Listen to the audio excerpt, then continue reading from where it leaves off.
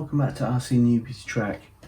So we're back this week with the second attempt at the paint fade effect. So this will be kind of part 3. Hopefully the last part, because hopefully I get it right this time. So there is a couple of things I'm going to do different from the first attempt, and that's what I'll spend the first part of the video just telling you what I'm going to do different. I'm going to sort of skip over all the things I've done before, like the decals, things like that. If you want to know how I got to this point, I'll put a link to the first and second part of the paint fade videos in the description below. Right, so first off, I'll just tell you what I'm doing differently and where I'm at the minute. So one of the major differences this time around will be doing the colour first. So the Glacier Plum will go on first and then add the white after.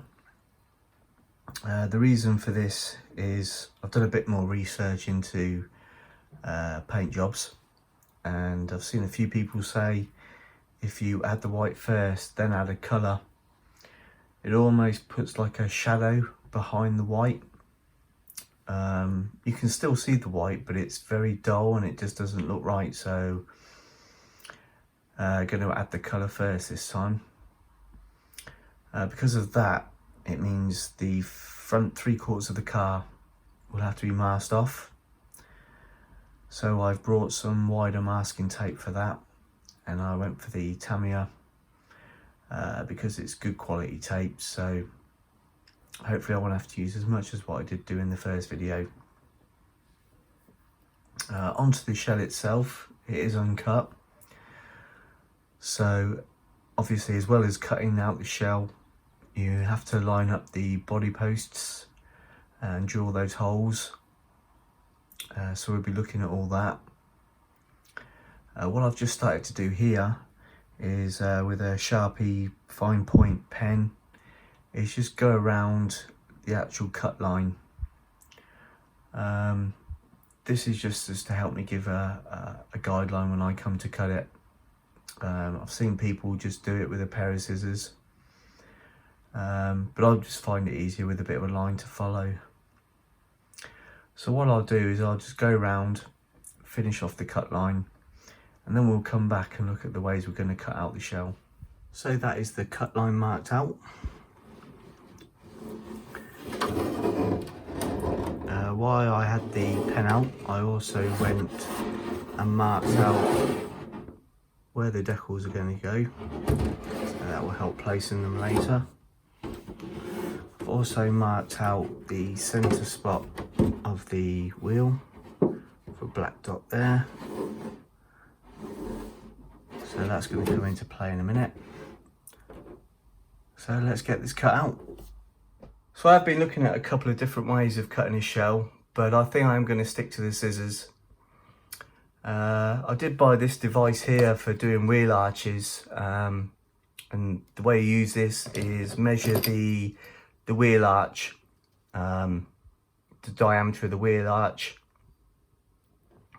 Then you set this device to half the width, and that's why I marked out the centre of the wheel.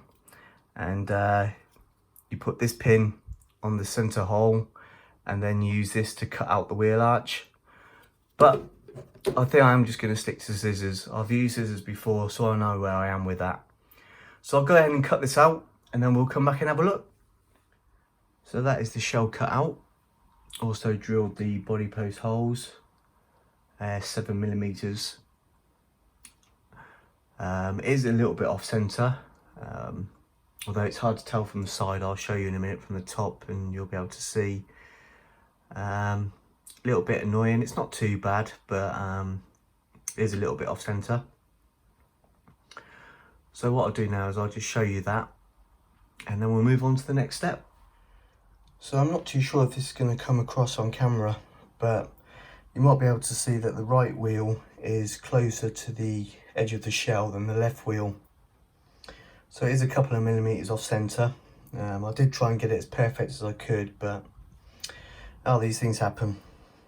So the next stage is to put all the internal decals on, the window masks, and then mask off the front of the car for spraying. So I'll go ahead and do all that, and then we'll come back and have a look before we start spraying. So that's the fade line done, masked off all the front of the shell. Now it's on to the painting, and like I said, I'm going to do the Glacier Plum first. Exactly the same as what I did the first time. We'll do like a first thin light coating, hair dryer, and then slowly build up coats from there.